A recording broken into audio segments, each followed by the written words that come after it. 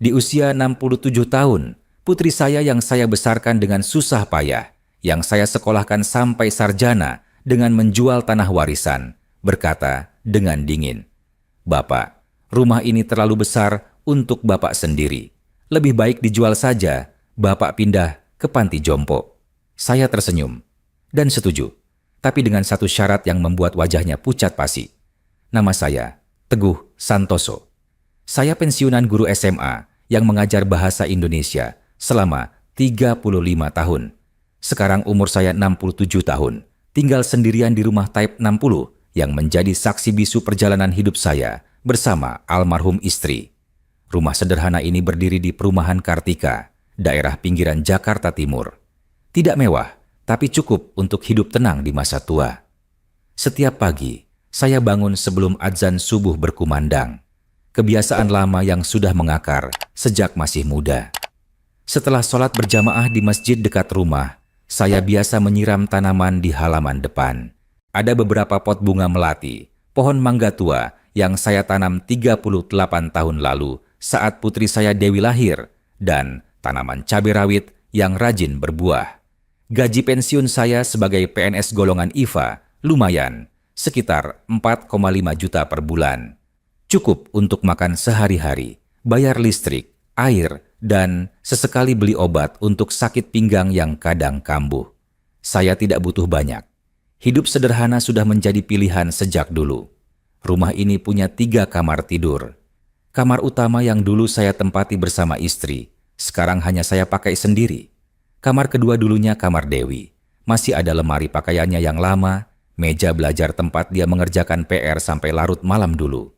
Kamar ketiga jadi gudang, penuh kardus-kardus kenangan, buku-buku lama, foto-foto keluarga, rapor Dewi dari SD sampai SMA.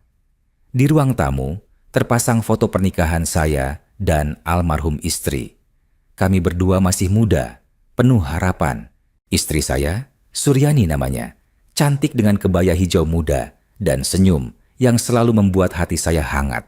Di sebelah foto itu, ada foto Dewi waktu wisuda sarjana. Dia tersenyum bangga, memakai toga. Saya ingat betul, hari itu, saya dan istri menangis bahagia melihat anak kami berhasil. Di pojok belakang rumah ada mushola kecil, tempat saya sholat kalau tidak sempat ke masjid. Tempat saya berlama-lama berdoa, memohon kekuatan setiap kali rindu pada istri menyerang. Almarhum istri meninggal 3 tahun lalu karena kanker payudara. 2 tahun dia berjuang melawan penyakit itu. 2 tahun saya merawatnya sendirian. Hari itu, Minggu sore, 2 minggu menjelang Lebaran Idul Fitri.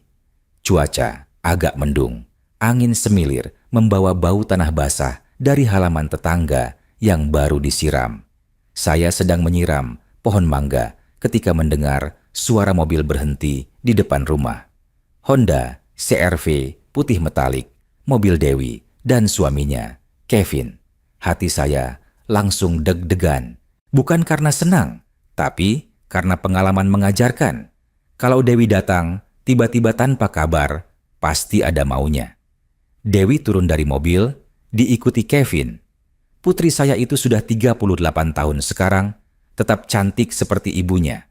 Rambutnya panjang, diikat ekor kuda, pakai baju kemeja putih dan celana jeans. Kevin, suaminya, pengusaha kontraktor yang lumayan sukses, atau begitulah katanya. Pakai kaos polo biru dan celana chino, gaya orang kota yang percaya diri. "Assalamualaikum Pak," sapa Dewi, tapi senyumnya terlihat kaku. "Waalaikumsalam," jawab saya, meletakkan selang air. "Kok tiba-tiba datang? Biasanya kan telepon dulu." "Iya Pak, kami mau ngobrol sebentar. Bisa masuk?" Kevin ikut menyapa. Tangannya memegang map coklat tebal. Saya mengangguk, mempersilakan mereka masuk. Di teras, Bu Ani, tetangga sebelah, sedang duduk mengupas bawang. Matanya melirik penasaran ke arah kami. Saya tahu, besok pagi pasti cerita ini sudah sampai ke arisan RT. Di dalam rumah, saya menyalakan kipas angin. Hawa agak pengap karena seharian tidak ada yang buka jendela. Saya masuk ke dapur kecil, membuat teh manis untuk tamu. Kebiasaan orang Jawa, ada tamu, harus disuguhkan minuman, meskipun tamu itu anak sendiri. Ini teh manisnya. Saya letakkan 2 gelas di meja tamu yang sudah agak lusuh. Dewi dan Kevin duduk di sofa. Mereka saling pandang sebentar, seperti sedang menimbang siapa yang harus bicara duluan. Akhirnya, Dewi yang membuka mulut. "Pak, kami mau bicara serius." Nada bicaranya formal, bukan nada anak ke bapak. Lebih seperti nada orang yang mau negosiasi bisnis. Saya sudah merasakan ada yang tidak beres. "Iya apa?" Saya duduk di kursi kayu depan mereka, menyesap teh pelan-pelan. Dewi menarik napas panjang. "Begini Pak, kami khawatir sama Bapak. Bapak tinggal sendirian di rumah sebesar ini. Sudah 3 tahun sejak Ibu meninggal. Kami pikir ini tidak baik untuk kesehatan Bapak." Saya diam, membiarkan dia melanjutkan. "Rumah ini terlalu besar untuk Bapak sendirian. 3 kamar tidur, halaman luas. Pasti capek bersihinya. Tanaman juga banyak. Kami khawatir Bapak kelelahan. Apalagi Bapak sudah 67 tahun. Kadang-kadang suka sakit pinggang kan?" Kevin mengangguk-angguk setuju, seperti yang sudah dilatih sebelumnya. "Betul Pak, umur segini harus dijaga kesehatannya. Jangan terlalu banyak aktivitas berat." Saya masih diam, menunggu kemana arah pembicaraan ini. Dewi melanjutkan, suaranya dibuat selembut mungkin. "Jadi begini Pak, kami punya solusi. Ada panti jompo yang bagus di daerah Depok. Fasilitasnya lengkap, bersih, ada perawat 24 jam. Makanannya juga diatur khusus untuk lansia. Bapak pasti nyaman di sana." "Panti jompo?" Saya ulangi kata. Itu pelan. Hati saya mulai panas, tapi wajah saya jaga, tetap tenang. "Iya Pak." Kevin ikut bicara, membuka map coklat yang dibawanya. "Ini kami sudah bawa brosurnya. Lihat Pak, fasilitasnya bagus sekali. Ada taman luas, perpustakaan, ruang TV bersama, bahkan ada mushola besar untuk sholat berjamaah. Setiap Jumat ada ceramah agama dari ustadz terkenal." Dia tunjukkan brosur glossy, penuh foto panti jompo mewah. Memang terlihat bagus, bangunan modern, taman hijau, orang-orang tua tersenyum di foto. "Dan yang penting Pak," Dewi menambahkan, "Bapak enggak sendirian di sana. Ada banyak teman sebaya. Bahkan Pak Hadi, teman Bapak dulu, sesama guru SMA, juga tinggal di sana. Jadi Bapak ada teman ngobrol." Saya menatap brosur itu. Pak Hadi memang teman baik saya dulu. Kami sering ngopi bareng di kantin sekolah, diskusi tentang pendidikan sampai berjam-jam. Tapi Pak Hadi beda. Dia tidak punya anak, jadi memang pilihannya masuk panti jompo. Sementara saya punya anak. Anak yang seharusnya mengurus orang tuanya. "Terus rumah ini bagaimana?" tanya saya, meskipun sudah bisa menebak jawabannya. Dewi dan Kevin saling pandang lagi. Kali ini Kevin yang bicara. "Nah itu Pak, nah itu, rumah ini kalau Bapak pindah, akan kosong kan? Sayang sekali, rumah sebagus ini ditinggal kosong. Rawan maling, rawan rusak juga, karena tidak ada yang jaga." "Jadi maksud kamu?" Saya tatap Kevin tajam. "Maksud kami, mungkin lebih baik rumah ini dijual saja Pak." Dewi akhirnya bicara terus terang. "Uang hasil penjualannya bisa untuk biaya Bapak di panti jompo. Biayanya sekitar 10 juta per bulan untuk panti yang bagus. Kalau rumah ini dijual, pasti cukup untuk bertahun-tahun ke depan." Saya meletakkan gelas teh saya. Tangan saya sedikit gemetar, bukan karena tua, tapi karena menahan amarah. "Rumah ini kalau dijual, kira-kira harganya berapa?" tanya saya dengan nada datar. Kevin kelihatan senang ditanya begitu, seolah saya sudah setuju. "Saya sudah survei Pak.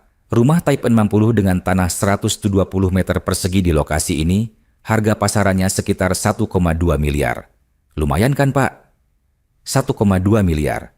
Angka yang besar untuk orang seperti saya. Tapi angka itu bukan sekadar uang. Itu adalah 35 tahun saya mengajar, membangun rumah ini cicil demi cicil dari gaji pas-pasan. Itu adalah kenangan istri saya yang merawat setiap sudut rumah ini dengan cinta. Itu adalah tempat putri saya tumbuh besar, belajar jalan, belajar sholat, lulus SMA dengan nilai bagus. Dan uang 1,2 miliar itu akan diapakan? Tanya saya, meskipun sudah tahu jawabannya. Dewi agak ragu menjawab. Ya, untuk biaya panti jompo Bapak. Kalau 10 juta per bulan, berarti cukup untuk 10 tahun. Sisanya, bisa untuk dana darurat Bapak juga. Sisanya, saya tekan pertanyaan itu. Kevin gelagapan sedikit. Iya Pak, maksudnya, kalau ada sisa setelah perhitungan biaya panti jompo, mungkin bisa untuk kalian? Saya potong. Hening sejenak. Dewi tertunduk, Kevin kikuk memainkan map di tangannya. Bapak, jangan salah paham dulu. Dewi akhirnya angkat bicara, suaranya agak tinggi. Kami bukan mau ambil untung dari Bapak, tapi kami juga lagi butuh modal usaha. Kevin lagi ada proyek besar, butuh dana tambahan. Dinda sama Rizky juga sebentar lagi masuk SMP. Kami mau masukin ke sekolah internasional yang bagus. Biayanya mahal Pak, puluhan juta per tahun. Kredit rumah kami juga masih banyak Pak, tambah Kevin. Kalau ada sedikit bantuan dari hasil penjualan rumah ini, kami bisa sedikit lega. Dan Bapak juga dapat tempat tinggal yang lebih baik, lebih aman. Ini solusi win-win kan? Win-win, katanya. Menurut mereka, mengusir orang tua ke panti jompo dan mengambil rumahnya adalah win-win solution. Saya berdiri, berjalan ke jendela, menatap pohon mangga di halaman. Pohon itu saya tanam saat Dewi lahir 38 tahun lalu. Setiap lebaran, pohon itu berbuah lebat. Dewi kecil suka panjat pohon itu, pernah jatuh sampai lututnya luka. Istri saya panik setengah mati waktu itu, membawa Dewi ke puskesmas sambil menangis. Saya yang menenangkan mereka berdua. Di bawah pohon itu, kami sering pasang tikar saat sore hari. Duduk bareng, makan rujak buatan istri sambil ngobrol. Dewi cerita tentang sekolahnya, teman-temannya, cita-citanya jadi dokter, walaupun akhirnya jadi sarjana ekonomi. Kenangan-kenangan sederhana yang sekarang jadi sangat berharga. Bapak mikir dulu ya. Suara Dewi memecah lamunan saya. Saya berbalik, menatap putri saya. Wajahnya masih cantik, tapi ada sesuatu yang berubah. Matanya yang dulu penuh kehangatan, sekarang terlihat dingin, penuh perhitungan. Kapan putri saya berubah jadi seperti ini? Tidak usah mikir lama-lama, jawab saya tenang. Bapak sudah putuskan. Dewi dan Kevin langsung duduk tegak, mata mereka berbinar penuh harap. Beneran Pak?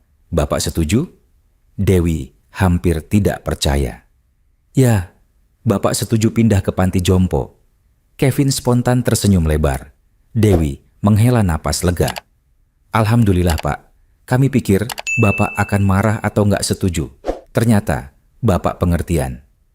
Memang sudah waktunya sih Pak. Kevin menambahkan. Ini keputusan yang bijak. Bapak nggak akan menyesal. Saya kembali duduk, menatap mereka berdua dengan pandangan yang sulit ditebak. Tapi ada satu syarat. Dewi mengangguk cepat. Iya Pak, syarat apa? Asal masuk akal, pasti kami usahakan. Bapak akan pindah ke panti jompo. Rumah ini boleh kalian jual. Iya Pak, bagus. Kevin hampir berdiri karena senang. Tapi saya angkat tangan, meminta mereka diam sebentar. Uang hasil penjualan rumah ini, 1 rupiah pun tidak akan masuk ke kalian. Senyum di wajah mereka langsung lenyap. Dewi menatap saya bingung. Maksud Bapak apa? Saya menatap mereka dengan tatapan tajam. Tatapan yang dulu saya pakai untuk menegur murid nakal di kelas. Uang 1,2 miliar dari penjualan rumah ini akan Bapak sumbangkan semua ke Panti Asuhan Al-Ikhlas di Bogor. Apa? Dewi hampir berteriak. Panti asuhan itu tempat Bapak dulu mengajar ngaji gratis setiap Sabtu Minggu selama 20 tahun. Di sana ada 85 anak yatim piatu yang beneran butuh bantuan. Mereka tidur berlima dalam satu kamar sempit. Makan seadanya. Sekolah di sekolah negeri yang jauh, jalan kaki 3 kilometer setiap hari. Kevin menggeleng tidak percaya. Pak, itu terlalu banyak. 1,2 miliar untuk panti asuhan? Terlalu banyak? Saya balik bertanya. Terlalu banyak untuk 85 anak yang tidak punya orang tua, yang tidak punya rumah, yang tidak tahu besok makan apa. Bukan begitu, Pak. Dewi mencoba menjelaskan. Suaranya mulai tinggi. Maksud kami, itu kan hak kami juga. Kami kan anak Bapak. Seharusnya kami yang dapat warisan. Warisan? Saya tersenyum pahit. Kalian bicara soal warisan sekarang? Saya berdiri lagi. Kali ini berjalan ke kamar. Dewi dan Kevin saling pandang bingung. Sebentar kemudian saya keluar, membawa map coklat tua yang sudah lusuh. Ini, saya lempar map itu ke meja. Buka dan baca. Kevin membuka map itu. Di dalamnya ada puluhan lembar bukti transfer bank. Wajahnya mulai pucat. Dewi mengambil beberapa lembar, membacanya satu persatu. Tangannya mulai gemetar. Ini. Dewi terbata-bata. Itu bukti transfer uang dari Bapak ke kalian selama 10 tahun terakhir. Saya jelaskan dengan suara dingin. Total ada 250 juta rupiah. Kevin menghitung cepat di kalkulator HP-nya. Wajahnya semakin pucat. 50 juta untuk DP rumah kalian tahun 2015. 30 juta untuk modal usaha kontraktor Kevin yang pertama kali, yang ternyata gagal. 45 juta untuk kredit mobil CR-V yang sekarang kalian pakai. 20 juta untuk biaya nikahan mewah di hotel berbintang yang kalian mau. 25 juta untuk biaya melahirkan Dinda di rumah sakit internasional. 30 juta untuk renovasi rumah kalian. 15 juta untuk liburan ke Bali sekeluarga. Sisanya, uang jajan sana-sini yang kalian minta setiap bulan. Dewi tidak bisa berkata apa-apa. Air matanya mulai keluar, tapi bukan air mata menyesal. Lebih seperti air mata frustrasi karena rencananya gagal. Uang sebanyak itu dari mana kira kalian? Tanya saya. Dari gaji pensiun Bapak yang cuma 4,5 juta per bulan? Mereka diam. Uang itu dari hasil Bapak jual tanah warisan di kampung. Tanah 1000 meter persegi yang Bapak warisi dari kakek kalian. Tanah yang seharusnya Bapak simpan untuk hari tua. Tanah yang seharusnya jadi tempat Bapak dan ibu kamu berkebun sayur saat pensiun nanti. Itu cita-cita ibu kamu dulu. Saya duduk lagi. Napas saya mulai berat. Emosi yang sudah bertahun-tahun saya pendam mulai meluap. Tapi ibu kamu sakit. Kanker payudara stadium 3. Biaya kemoterapi mahal. Biaya obat-obatan mahal. Asuransi tidak cover semua. Bapak terpaksa jual tanah itu untuk biaya pengobatan ibu kamu. Dewi menangis. Tapi saya belum selesai. Waktu ibu kamu sakit 2 tahun, kalian datang berapa kali? Tanya saya, menatap Dewi tajam. 6 kali. Hanya 6 kali dalam 2 tahun. Setiap datang paling lama 2 jam. Terus pergi lagi. Alasannya sibuk kerja. Sibuk urus anak. Sibuk ini itu. Pak, kami emang sibuk. Dewi mencoba membela diri. Sibuk? Kali ini saya yang hampir berteriak. Ibu kamu sekarat, tapi kalian sibuk. Bapak yang rawat dia sendirian. Bapak yang mandiin dia. Bapak yang suapin dia makan karena tangannya udah lemah. Bapak yang temani dia nangis setiap malam karena kesakitan. Kevin tertunduk dalam, tidak berani menatap saya. Bapak yang pegang tangannya saat dia napas terakhir. Kalian datang keesokan harinya, setelah ibu kamu sudah jadi jenazah. Alasannya macet di jalan tol. Dewi menangis keras sekarang. Maafin aku, Pak.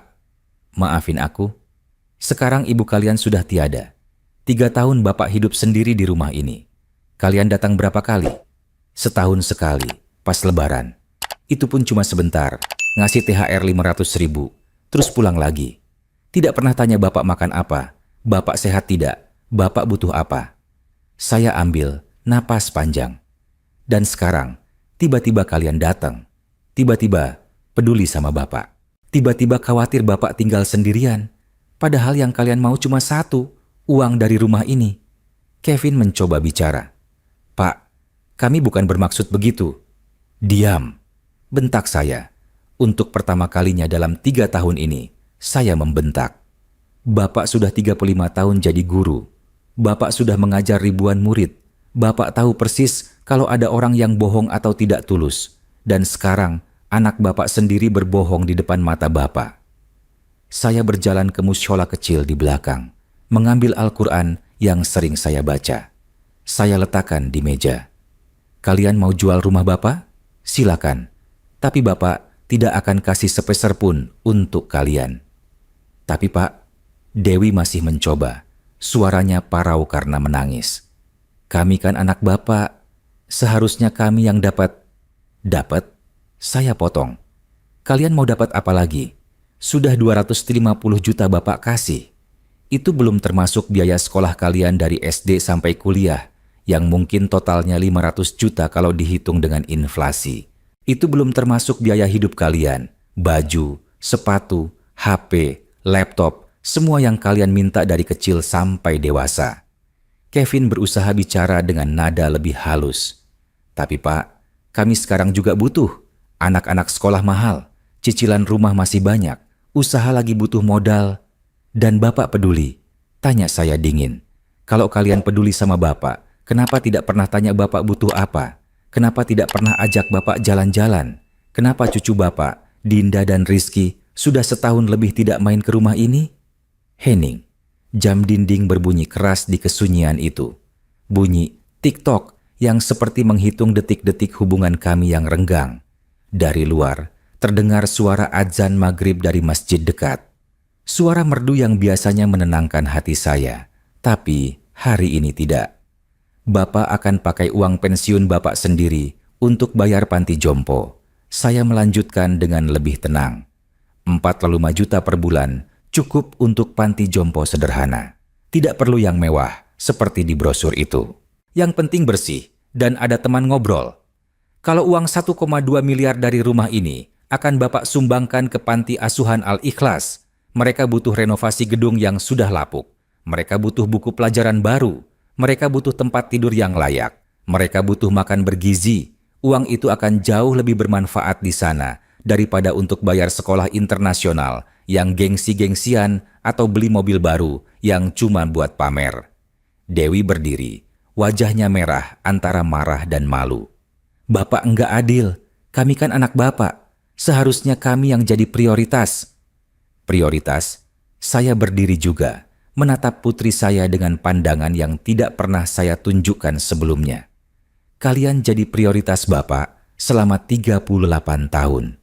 Sekarang giliran Bapak prioritaskan orang lain yang lebih membutuhkan. Tapi Pak, Kevin masih mencoba. Sudah, tidak ada yang perlu didiskusikan lagi. Kalian boleh pulang sekarang. Dewi masih berdiri di situ, menangis. Tapi tidak seperti tangisan anak kecil yang minta maaf. Lebih seperti tangisan orang yang frustrasi karena tidak dapat yang diinginkan. Kevin merapikan map-map mereka, mengisyaratkan Dewi untuk pergi. Tapi Dewi belum menyerah. Bapak enggak bisa begini sama kami. Ini tidak adil. Rumah ini juga hak kami. Bentaknya. Untuk pertama kalinya, dia membentak saya. Saya tidak menjawab, hanya menatapnya dengan pandangan lelah. Lelah secara fisik, lelah secara emosional. Kita akan lihat nanti, kami akan konsultasi ke pengacara. Secara hukum, anak berhak atas warisan orang tua. Dewi masih berteriak sambil berjalan ke pintu. Silakan, jawab saya tenang. Tapi Bapak masih hidup, ini bukan warisan. Ini harta Bapak yang Bapak berhak gunakan sesuka hati Bapak. Dan Bapak memilih menyumbangkannya untuk kebaikan. Kevin menarik tangan Dewi. Dewi, sudah, kita pergi dulu. Mereka berjalan ke mobil. Dewi masih menangis. Kevin terlihat frustasi. Sebelum masuk mobil, Dewi berbalik sebentar. Bapak akan menyesal, teriaknya. Bapak sudah menyesal, jawab saya pelan, tapi cukup keras untuk dia dengar. Menyesal karena membesarkan anak yang hanya mikirin uang. Mobil CR-V putih itu melaju pergi dengan kencang. Saya berdiri di teras, menatap mobil itu sampai hilang di tikungan. Bu Ani, tetangga sebelah, keluar dari rumahnya. Pak Teguh, tadi kok kayak ribut ya? Tanyanya penasaran. Tidak apa-apa Bu, cuma diskusi keluarga. Jawab saya sambil tersenyum tipis.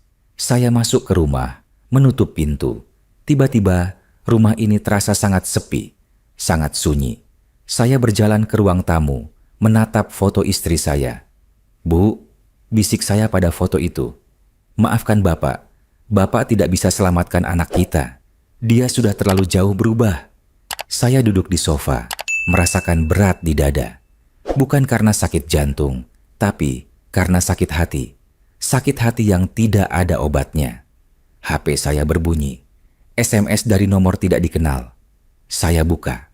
Pak Teguh, ini saya Ustadz Ridwan dari Panti Asuhan Al-Ikhlas. Terima kasih sudah mengirim bantuan 2 juta bulan ini. Anak-anak senang sekali. Semoga Allah membalas kebaikan Bapak. Saya tersenyum. Setidaknya masih ada yang menghargai. Masih ada yang tulus berterima kasih. Saya berdiri, mengambil wudhu, lalu sholat maghrib di mushola kecil. Dalam sujud terakhir, saya berdoa panjang. Ya Allah, berikanlah aku kekuatan untuk menghadapi ini semua. Berikanlah hidayah untuk anak-anakku. Dan jika memang ini ujian, berikanlah aku kesabaran. Setelah sholat, saya duduk di mushola, membaca Al-Quran. Di luar, hari sudah gelap. Suara jangkrik mulai ramai. Dari rumah tetangga, terdengar suara TV yang menayangkan sinetron. Saya menatap keluar jendela, ke arah pohon mangga yang sudah tua itu. Besok pagi, saya akan menyiramnya seperti biasa. Akan merawatnya seperti selama 38 tahun ini. Karena pohon itu adalah saksi bisu kehidupan saya yang dulu penuh kebahagiaan. Dan mungkin suatu hari nanti Dewi akan mengerti, akan menyadari kesalahannya, akan kembali menjadi anak yang dulu Bapak kenal, anak yang hangat, yang peduli, yang tulus. Tapi mungkin juga tidak. Dan saya harus siap dengan kemungkinan itu. 3 hari setelah kejadian itu, HP saya tidak berhenti berdering.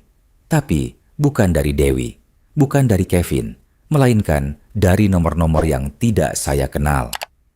Assalamualaikum, Pak Teguh. Saya Ratna, sepupu Dewi. Saya dengar ada masalah keluarga. Apa benar Bapak mau kasih semua harta ke panti asuhan?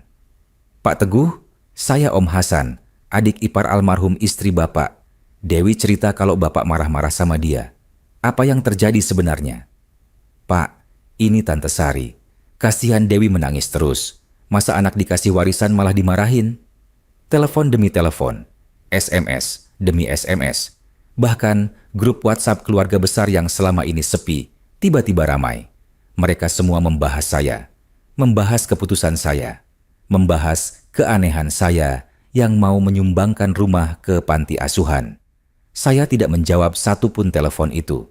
Saya matikan HP saya. Saya butuh ketenangan. Tapi ketenangan itu tidak bertahan lama. Selasa sore, saat saya sedang menyiram tanaman, datang 3 orang ke rumah saya. Om Hasan, Tante Sari, dan Pak Bambang, kakak ipar almarhum istri saya. Teguh, kita perlu bicara, kata Pak Bambang dengan nada serius. Saya tidak bisa menolak. Mereka keluarga besar almarhum istri. Saya harus tetap sopan, meskipun hati saya sudah tahu mereka datang membawa misi tertentu. Kami duduk di ruang tamu. Saya buatkan kopi dan teh untuk mereka. Pak Bambang duduk paling depan, seperti juru bicara. Teguh, kami dengar dari Dewi. Tentang rumah ini mau dijual, tapi uangnya mau disumbangkan ke panti asuhan. Apa benar? Benar, jawab saya singkat. Tante Sari menggeleng-gelengkan kepala. Aduh Teguh, kenapa seperti itu? Dewi kan anak kamu, seharusnya dia yang dapat. Itu keputusan saya Tante, jawab saya sopan tapi tegas. Om Hasan angkat bicara. Tapi Teguh, ini kan harta bersama kamu sama almarhum adik saya. Seharusnya adik saya juga punya hak. Dan kalau dia sudah meninggal, haknya turun ke Dewi. Rumah ini memang harta bersama, saya akui. Tapi secara hukum, karena istri saya sudah meninggal dan tidak ada surat wasiat, rumah ini sepenuhnya milik saya. Saya berhak memutuskan mau saya apakan. Pak Bambang menghela napas panjang. Teguh, kita semua tahu kamu orang baik. Kamu guru yang dihormati. Tapi keputusan ini terlalu ekstrim. 1,2 miliar itu bukan uang kecil. Itu masa depan Dewi dan anak-anaknya. Masa depan? Saya tersenyum pahit. Pak Bambang, Kevin punya usaha kontraktor. Dewi punya gaji lumayan sebagai manajer di perusahaan swasta. Mereka punya rumah sendiri, mobil bagus, anak-anak sekolah bagus. Mereka tidak kekurangan. Tapi tetap saja, Tante Sari ngotot. Kamu ini orang tuanya.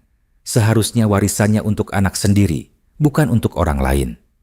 Anak-anak panti asuhan itu juga anak-anak, jawab saya. Mereka yatim piatu, tidak punya siapa-siapa, tidak punya rumah, tidak punya orang tua yang kasih makan. Mereka lebih membutuhkan daripada Dewi yang sudah berkecukupan. Om Hasan mulai terlihat kesal. Teguh, jangan keras kepala. Ini masalah keluarga. Darah lebih kental dari air. Anak kandung harus didahulukan. Kalau anak kandung itu sayang sama orang tuanya, saya akan dengan senang hati kasih warisan. Jawab saya tenang. Tapi kalau anak kandung cuma datang pas butuh uang, itu beda cerita. Jangan bicara seperti itu tentang Dewi. Tante Sari mulai emosi. Dia anak baik, dia kerja keras, dia punya keluarga sendiri yang harus dia urus. Baik, saya menatap Tante Sari. Waktu almarhum istri saya sakit 2 tahun, Dewi datang hanya 6 kali. 6 kali dalam 2 tahun. Itu yang Tante sebut anak baik? Mereka terdiam. Tidak ada yang bisa membantah fakta itu. Pak Bambang mencoba dengan pendekatan lebih halus. Teguh, kami tahu kamu masih sedih kehilangan adik saya. Mungkin kamu belum bisa berpikir jernih. Keputusan ini mungkin karena emosi sesaat. Ini bukan emosi sesaat, Pak, jawab saya. Ini keputusan yang sudah saya pikirkan matang-matang. Sejak 3 hari lalu, saya sholat tahajud setiap malam, memohon petunjuk Allah. Dan keputusan ini adalah yang terbaik. Terbaik untuk siapa? Tanya Om Hasan tajam. Untuk anak panti asuhan yang bahkan bukan darah daging kamu. Terbaik untuk hati nurani saya, jawab saya. Saya mengajar 35 tahun. Saya lihat banyak anak miskin yang putus sekolah karena tidak ada biaya. Saya lihat banyak anak yatim yang hidup menderita. Uang 1,2 miliar itu bisa mengubah hidup mereka. Sementara untuk Dewi, cuma menambah kenyamanan yang sudah dia punya. Tante Sari berdiri, wajahnya merah. Kamu egois, Teguh. Kamu pikir kamu mulia karena mau bersedekah? Padahal kamu cuma mau balas dendam ke Dewi. Kata-kata itu menohok. Tapi saya tetap tenang. Kalau Tante bilang saya egois, silakan. Saya tidak butuh pembenaran dari siapapun. Ini rumah saya, keputusan saya. Pak Bambang berdiri, mengisyaratkan Om Hasan dan Tante Sari untuk pergi. Baiklah Teguh, kami sudah coba bicara baik-baik. Tapi kalau kamu tetap keras kepala, jangan salahkan kami kalau keluarga besar jadi tidak rukun. Rukun? Saya tersenyum getir. Keluarga besar ini rukun karena tidak ada masalah uang. Begitu ada warisan, baru kelihatan wajah asli semua orang. Mereka pergi dengan wajah kesal. Pintu ditutup agak keras. Bu Ani, tetangga sebelah, mengintip dari jendela. Saya tahu, besok pagi cerita ini akan jadi bahan obrolan seluruh RT. Malam harinya, saya tidak bisa tidur. Berbaring di kasur yang dulu saya bagi dengan almarhum istri, menatap langit-langit kamar. Kipas angin berputar pelan, tidak cukup mengusir gerah di hati. HP saya nyalakan sebentar. Ada 47 pesan WhatsApp yang belum dibaca. Kebanyakan dari keluarga besar, ada juga dari teman-teman lama. Saya buka satu persatu. Pak Teguh, saya Rina, teman Dewi waktu kuliah. Saya dengar masalahnya. Kasihan Dewi, Pak. Dia menangis terus. Pak, ini Bu Anik, teman SMP Dewi. Tolong Pak, jangan keras sama Dewi. Dia anak baik. Teguh, saya Pak Harto, tetangga lama di kampung. Dengar-dengar kamu mau jual rumah? Pikir-pikir lagi ya. Rumah itu kenangan sama almarhum istri. Semua membela Dewi. Semua bilang saya yang salah. Tidak ada yang tanya versi saya. Tidak ada yang mau dengar kenapa saya mengambil keputusan ini. Saya matikan HP lagi. Terlalu banyak kebisingan. Terlalu banyak orang yang sok tahu, tapi tidak tahu apa-apa. Saya bangun, pergi ke mushola kecil. Mengambil wudhu dengan air dingin. Berharap bisa menenangkan pikiran. Sholat tahajud, sujud yang lama. Menangis dalam sujud. Ya Allah, aku tidak tahu apakah keputusanku ini benar atau salah. Tapi aku sudah tidak sanggup lagi melihat anak yang hanya menginginkan hartaku. Berikanlah aku petunjuk. Berikanlah aku kekuatan. Doa saya panjang malam itu. Sampai azan subuh berkumandang, saya masih di mushola, duduk memeluk kaki, menatap kosong. Pagi itu, saya tidak ke masjid untuk sholat subuh berjamaah seperti biasa. Tubuh saya terasa berat. Hati saya lebih berat lagi. Setelah sholat subuh sendiri di mushola, saya keluar ke halaman, menyiram pohon mangga seperti biasa. Rutinitas yang sudah puluhan tahun saya lakukan. Rutinitas yang memberikan kedamaian kecil di tengah badai besar. Pak Teguh, Pak Teguh. Suara itu membuat saya menoleh. Pak Ahmad, ketua RT, berjalan tergesa menuju rumah saya. Wajahnya terlihat khawatir. Ada apa Pak RT? Tanya saya sambil mematikan keran air. Pak Teguh, saya dengar dari Bu Ani. Kata dia, ada masalah keluarga di rumah Bapak. Apa benar? Saya menghela napas. Sudah kuduga, gosip menyebar lebih cepat dari virus. Cuma masalah kecil, Pak. Tidak perlu dikhawatirkan, jawab saya sambil tersenyum. Tapi Pak Ahmad tidak mudah percaya. Pak Teguh, kalau ada masalah, cerita saja. Kita tetangga, harus saling bantu. Jangan sampai masalah keluarga merusak ketenangan kita di RT ini. Saya mengajak Pak Ahmad masuk, membuatkan teh manis untuknya. Akhirnya saya ceritakan semuanya. Dari awal Dewi datang minta jual rumah, sampai keputusan saya menyumbangkan uangnya ke panti asuhan. Pak Ahmad mendengarkan dengan seksama. Tidak memotong, tidak menghakimi. Setelah saya selesai bercerita, dia diam sebentar, berpikir. Pak Teguh, katanya akhirnya, saya tidak akan bilang keputusan Bapak benar atau salah. Itu hak Bapak. Tapi saya mau bilang satu hal. Saya tahu Bapak selama 20 tahun tinggal di RT ini. Bapak orangnya baik, rajin ke masjid, sering bantu tetangga yang susah. Jadi kalau Bapak ambil keputusan seperti ini, pasti ada alasan kuat. Kata-kata Pak Ahmad membuat mata saya berkaca-kaca. Akhirnya ada yang tidak menghakimi. Akhirnya ada yang percaya saya punya alasan baik. Terima kasih Pak RT, ucap saya tulus. Tapi Pak Ahmad melanjutkan, saya sarankan Bapak tetap coba komunikasi baik-baik sama Dewi. Bagaimanapun dia anak Bapak. Jangan sampai hubungan putus sama sekali. Saya mengangguk. Insya Allah Pak. Setelah Pak RT pulang, saya duduk sendirian di ruang tamu, menatap foto istri saya, berbisik padanya. Bu, apa yang harus saya lakukan? Kalau ibu masih ada, pasti ibu bisa bikin Dewi mengerti. Pasti ibu bisa satukan keluarga kita lagi. Tapi foto itu hanya diam, tersenyum abadi dalam bingkai kayu sederhana. Hari-hari berikutnya terasa sangat panjang.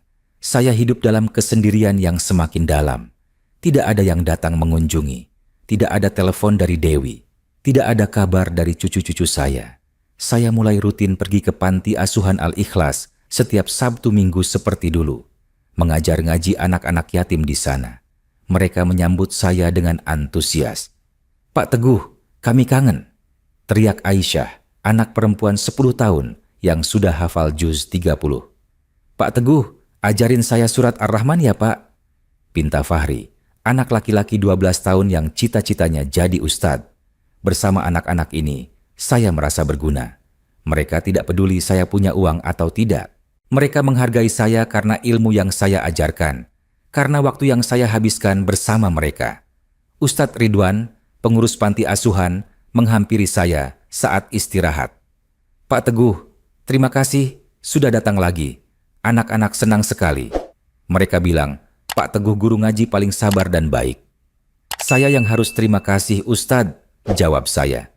Bersama anak-anak ini, hati saya tenang. Ustadz Ridwan menatap saya dengan pandangan mengerti. Pak Teguh kelihatan ada beban berat. Mau cerita? Saya ragu sebentar, tapi akhirnya menceritakan semuanya. Tentang Dewi, tentang rumah, tentang keputusan saya. Ustadz Ridwan mendengarkan sambil mengangguk-angguk. Subhanallah Pak Teguh, keputusan yang mulia. Tapi saya yakin ini pasti berat untuk Bapak. Berat Ustadz, akui saya. Tapi saya sudah tidak tahu harus bagaimana lagi. Pak Teguh, Ustadz Ridwan berkata lembut, Dalam Islam, kita diperintahkan berbakti pada orang tua. Tapi orang tua juga punya hak untuk mendidik anak dengan cara yang bijak. Kalau keputusan Bapak ini untuk mendidik Dewi agar lebih menghargai rezeki, agar lebih peduli sesama, maka itu adalah bentuk pendidikan juga. Kata-kata Ustadz Ridwan memberikan sedikit ketenangan di hati saya. Dan Pak Teguh, dia melanjutkan, jangan putus harapan, pintu taubat selalu terbuka. Siapa tahu, suatu hari nanti, Dewi akan sadar dan kembali jadi anak yang Bapak harapkan. Saya mengangguk, meskipun dalam hati saya ragu itu akan terjadi. Minggu malam, setelah pulang dari panti asuhan, saya duduk di teras rumah, menikmati angin malam yang sejuk. Dari rumah sebelah, terdengar suara keluarga Bu Ani yang berkumpul, tertawa bersama. Anak-anaknya datang mengunjungi, membawa cucu-cucu, ramai dan hangat. Saya menatap rumah saya yang sepi. Tidak ada suara tawa. Tidak ada kehangatan keluarga. Hanya saya, pohon mangga tua, dan kenangan-kenangan yang semakin pudar. HP saya berdering, nomor tidak dikenal. Saya angkat. Halo, Pak Teguh, ini Dinda. Suara cucu saya.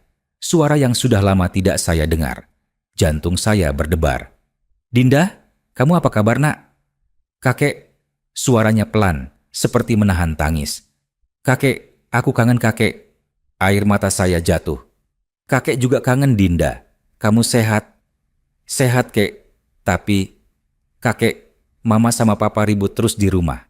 Mama nangis terus. Papa marah-marah terus. Mereka bilang, kakek jahat. Tapi aku nggak percaya. Kakek kan baik. Hati saya seperti diremas. Anak-anak tidak boleh terseret dalam masalah orang dewasa. Tapi nyatanya, Dinda dan Rizky jadi korban. Dinda, dengar kakek ya. Saya bicara lembut. Kakek sayang sama mama kamu. Kakek sayang sama papa kamu. Kakek sayang sama Dinda dan Rizky. Tapi kadang orang dewasa punya masalah yang sulit dijelaskan ke anak-anak. Tapi kek, aku pengen main ke rumah kakek. Pengen panjat pohon mangga lagi. Pengen dengar kakek cerita-cerita lagi. Insya Allah, Nak. Nanti kalau sudah ada waktu, kakek jemput ya. Janji, kek? Janji. Telepon terputus. Saya menatap HP dengan pandangan kosong. Dinda dan Rizky. Cucu-cucu saya yang tidak berdosa. Mereka yang paling menderita dari semua ini. Malam semakin larut. Saya masuk ke dalam rumah. Berbaring di kasur, memeluk bantal yang dulu jadi bantal istri saya. Bantal yang masih sedikit berbau parfum kesukaannya, meskipun sudah 3 tahun dia tiada. Bu, bisik saya dalam gelap. Maafkan aku tidak bisa jaga keluarga kita dengan baik. Dewi menjauh. Cucu-cucu kita jadi korban. Aku gagal jadi ayah yang baik. Menangis dalam kegelapan. Tidak ada yang mendengar. Tidak ada yang peduli. 2 minggu berlalu. Ramadan sudah dimulai. Saya puasa seperti biasa, tapi hati tidak pernah benar-benar tenang. Setiap berbuka, saya sendiri. Setiap tarawih, saya melihat keluarga-keluarga lain datang bersama. Sementara saya sendirian. Lailatul Qadar, malam yang mulia di 10 malam terakhir Ramadan. Saya qiyamul lail di masjid, sujud yang panjang, doa yang panjang. Ya Allah, jika keputusanku ini salah, tunjukkanlah jalannya. Jika keputusanku ini benar, berikanlah aku ketabahan untuk menghadapi semua ini. Dan jika memang sudah ditakdirkan aku hidup sendiri sampai akhir hayat, berikanlah aku reda. Setelah sholat subuh, saya duduk di syaf belakang masjid, membaca Al-Quran sampai matahari terbit. Pak Hadi, teman lama saya yang katanya tinggal di panti jompo, tiba-tiba duduk di sebelah saya. Teguh, kamu ada di sini? Dia terlihat kaget. Pak Hadi, saya senang melihatnya. Apa kabar? Alhamdulillah baik. Kamu? Dengar-dengar ada masalah sama anak kamu? Saya tersenyum pahit. Cerita siapa?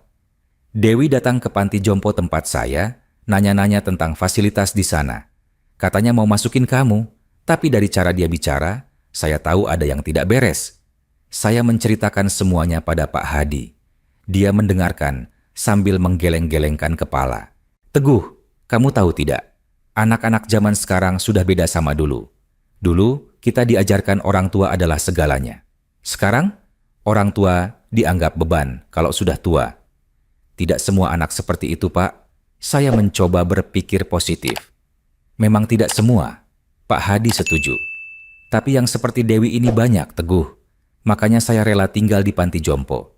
Setidaknya di sana, aku tidak jadi beban siapa-siapa. Tapi Pak Hadi kan tidak punya anak. Kalau kamu, Pak Hadi menatap saya. Punya anak tapi tidak dihargai. Lebih baik tidak punya anak, Teguh. Setidaknya kita tidak kecewa. Kata-kata Pak Hadi pedih. Tapi ada benarnya juga. Kami mengobrol panjang sampai waktu sahur tiba. Pak Hadi mengajak saya sahur di warteg dekat masjid. Kami makan lontong sayur dan tempe orek. Menu sederhana, tapi mengenyangkan. Teguh, Pak Hadi berkata sambil menyuap nasi. Kalau kamu jadi pindah ke panti jompo, pindah ke tempatku saja. Kita bisa ngobrol setiap hari, main catur, ngaji bareng. Lebih enak daripada sendirian di rumah besar. Saya berpikir sebentar. Nanti saya pertimbangkan, Pak. Setelah berpisah dengan Pak Hadi, saya pulang dengan pikiran penuh. Mungkin memang sudah waktunya saya pindah. Rumah ini terlalu besar untuk seorang diri. Terlalu banyak kenangan yang malah menyakitkan sekarang. Sampai di rumah, saya kaget melihat ada orang duduk di teras. Dewi. Sendirian. Tidak ada Kevin. Tidak ada anak-anak. Wajahnya pucat, mata sembab seperti habis menangis berhari-hari. Rambutnya acak-acakan, pakai baju rumah sederhana, tidak seperti biasanya yang selalu rapi dan modis. Pak, suaranya serak. Saya berhenti di depan pintu pagar, menatapnya tanpa ekspresi. Tidak tahu harus senang atau waspada. Pak, boleh aku masuk? Tanyanya pelan. Saya membuka pintu pagar, mempersilakan dia masuk. Kami duduk di ruang tamu dalam keheningan. Saya tidak menawarkan minum. Saya menunggu dia bicara duluan. Dewi duduk dengan kepala tertunduk. Tangannya meremas-remas ujung bajunya. Seperti kebiasaannya waktu kecil kalau mau minta maaf setelah nakal. Pak, akhirnya dia angkat bicara. Maafin aku. Suaranya bergetar. Air matanya mulai jatuh. Bukan air mata palsu kali ini. Saya bisa merasakan penyesalannya tulus. Aku salah, Pak. Aku dan Kevin salah. Kami terlalu mikirin uang.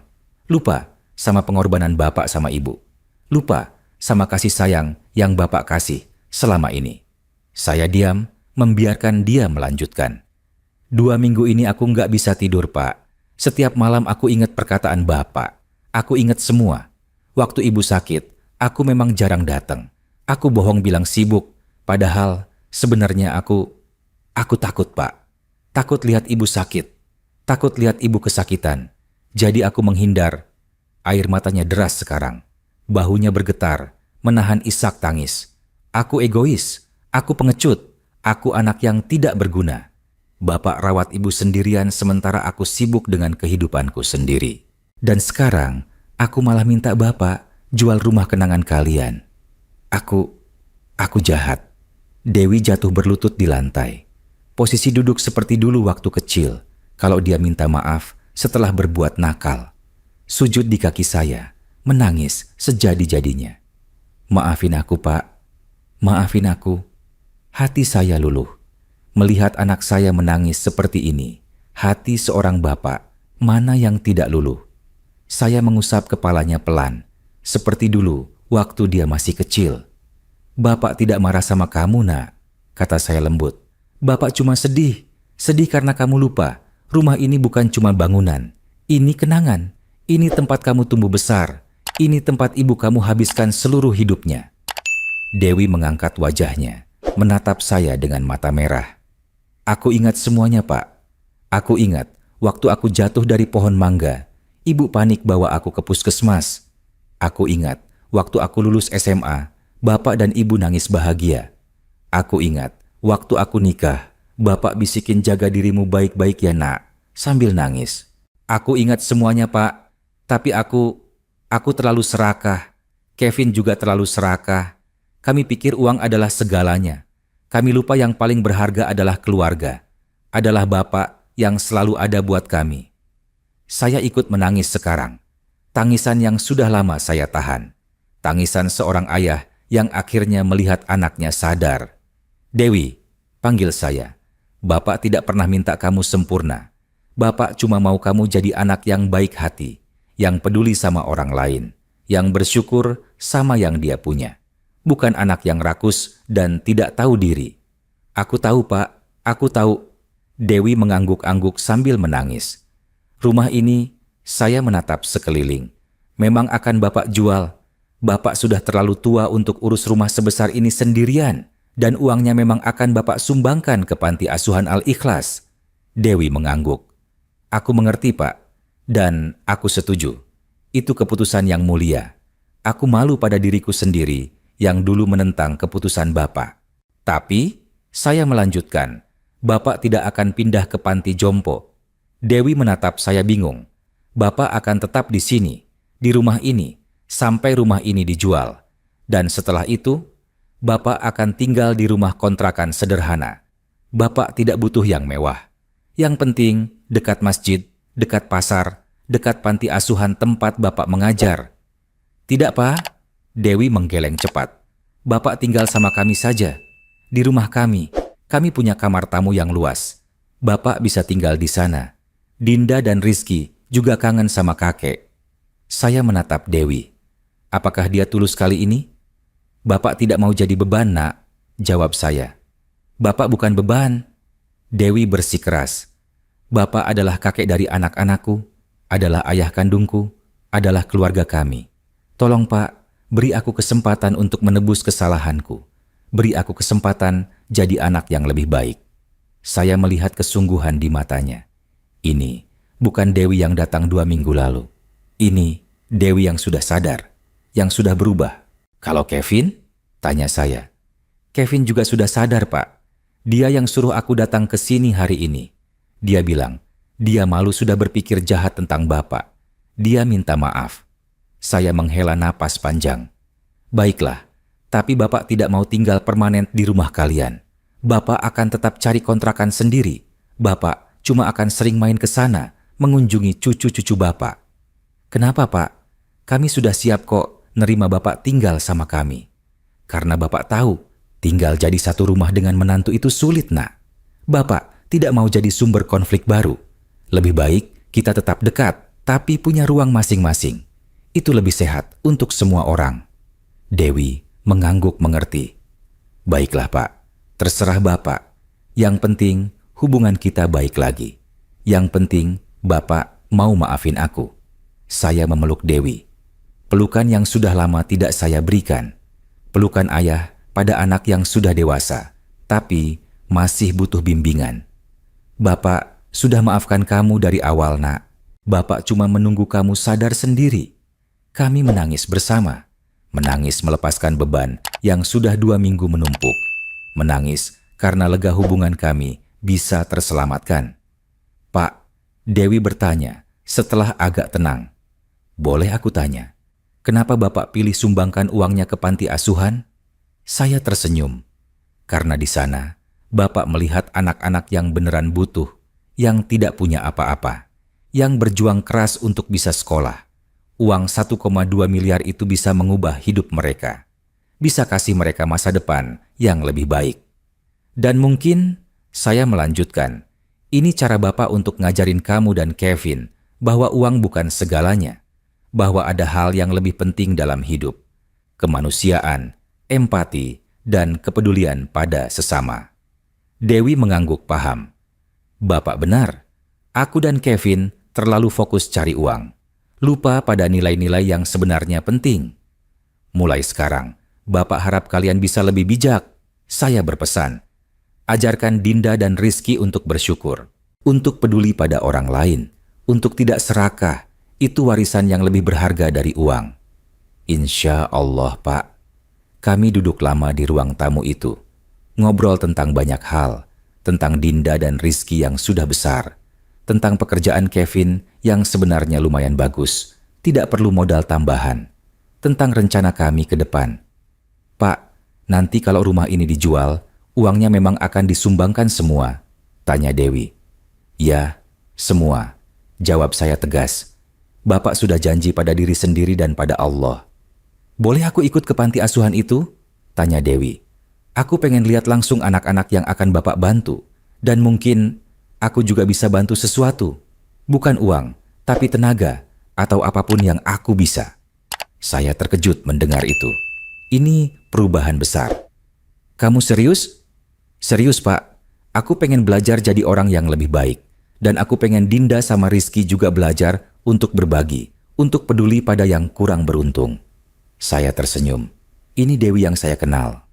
Dewi yang dulu masih kecil, sering ikut saya bagi-bagi makanan ke anak jalanan. Dewi yang punya hati baik, tapi sempat tersesat karena hiruk-pikuk kehidupan dewasa. Baiklah, Sabtu depan kita ke sana bersama, bawa Dinda dan Rizky juga. Terima kasih, Pak. Dewi tersenyum, senyum tulus yang sudah lama tidak saya lihat. Sore harinya, Kevin datang bersama Dinda dan Rizky. Mereka membawa banyak makanan untuk berbuka puasa. Opor ayam, rendang, sayur lodeh, kolak pisang. Assalamualaikum, Kek. Dinda langsung lari memeluk saya. Kakek, aku kangen kakek. Rizky ikut memeluk. Hati saya hangat. Ini yang saya rindukan.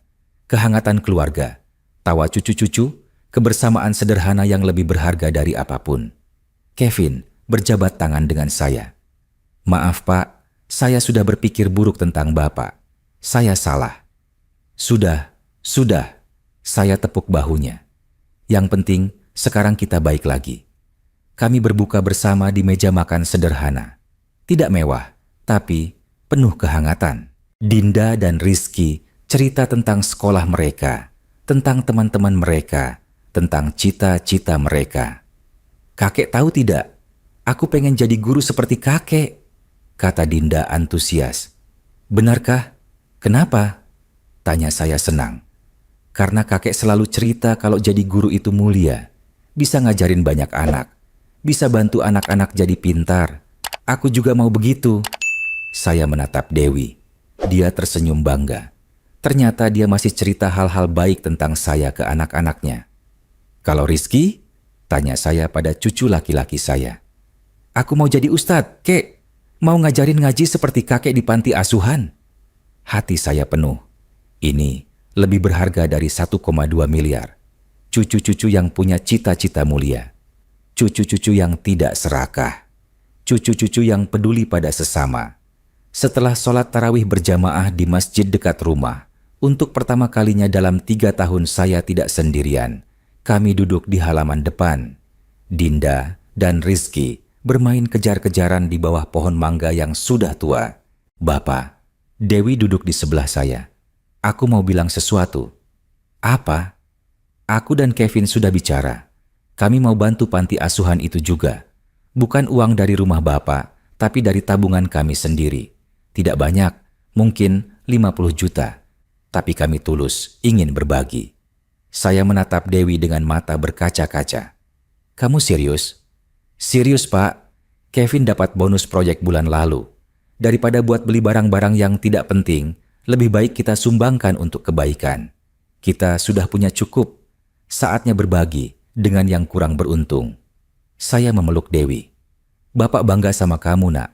Ini Dewi yang Bapak kenal. Dewi yang punya hati emas seperti almarhum ibu kamu. Malam itu, rumah saya kembali terasa hidup. Penuh tawa, penuh kehangatan, penuh cinta. Ini yang saya mau. Bukan rumah besar dengan harta melimpah, tapi sepi. Tapi rumah sederhana penuh keluarga yang saling menyayangi. 1 tahun kemudian, Lebaran tiba lagi. Tapi kali ini berbeda. Rumah saya sudah terjual. Uangnya sudah disumbangkan ke panti asuhan Al-Ikhlas. Dengan uang itu, mereka renovasi total gedung panti, beli perlengkapan sekolah untuk semua anak, bahkan bisa biayai beberapa anak untuk kuliah. Aisyah, anak perempuan yang dulu saya ajari ngaji, sekarang kuliah di Fakultas Pendidikan dengan beasiswa penuh. Fahri diterima di pesantren terbaik di Bogor, melanjutkan cita-citanya jadi ustadz. Saya sekarang tinggal di rumah kontrakan sederhana, tidak jauh dari masjid besar. 2 kamar, 1 kamar tidur, 1 untuk mushola pribadi. Cukup untuk saya. Tapi saya tidak pernah kesepian.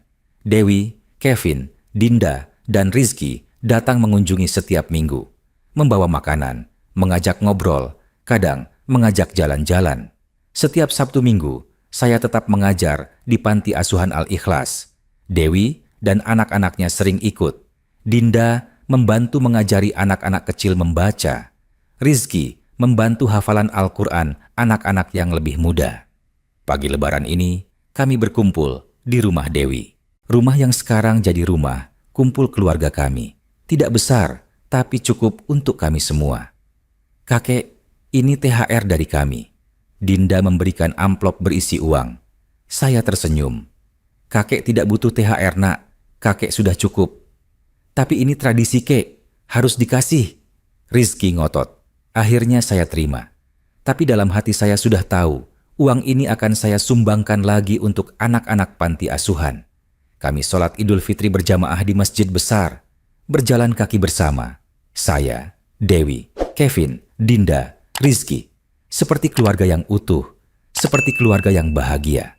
Setelah sholat, kami berkumpul lagi di rumah Dewi. Makan opor ayam dan ketupat. Dewi yang masak dengan resep almarhum ibunya. Rasanya persis seperti dulu.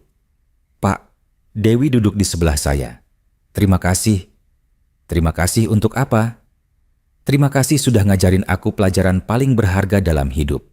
Bahwa harta bukan segalanya. Bahwa keluarga lebih penting dari uang. Bahwa berbagi itu indah. Kalau Bapak tidak tegas waktu itu, mungkin aku nggak akan pernah sadar. Saya mengusap kepala Dewi. Bapak cuma melakukan apa yang Bapak rasa benar. Syukurlah kalau kamu jadi belajar sesuatu. Bukan cuma aku, Pak. Dinda dan Rizky juga belajar banyak. Mereka sekarang lebih peduli sama orang lain.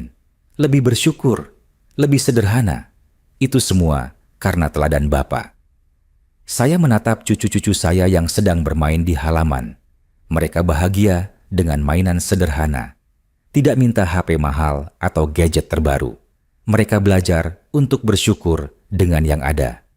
Bu, saya berbisik pada foto istri saya yang Dewi simpan di ruang tamu. Lihat, Bu, keluarga kita baik-baik saja. Dewi sudah berubah. Cucu-cucu kita tumbuh jadi anak yang baik. Bapak sudah melakukan yang terbaik yang Bapak bisa. Semoga Ibu bangga pada kami semua. Sore harinya, kami berkunjung ke makam almarhum istri saya, membawa bunga melati kesukaannya.